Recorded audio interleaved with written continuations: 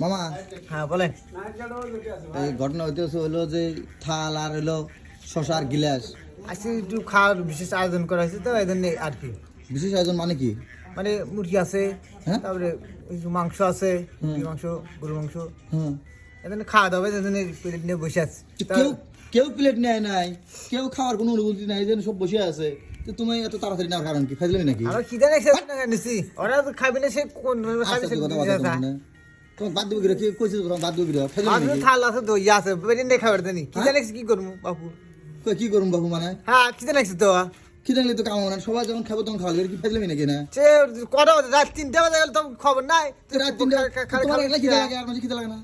খিদে লাগছে, দাঁত আমার তো ঘুরতেছে, আর খিদে টানতে আছে। কই খিদে টাঙ্গা যায়? তোর খিদে লাগছে নাকি? না এই কি কয়? এই সানার তোর খিদে লাগছে? এই কি কয়? আর খিদে লাগে না, আমার পেট ইয়ে থুছে, বান্ধে থুছে পেট। তো তোমার খাবি না ওরা? তো তোমার পেট কি হয়েছে? আর পেট বান্ধে না, পেট কাঁদতেছে। কি জন্য কান ফাইজলামি আমার? এই খাবো না তো, কান ফাটাল তো। কি বাত তোর? মারলো।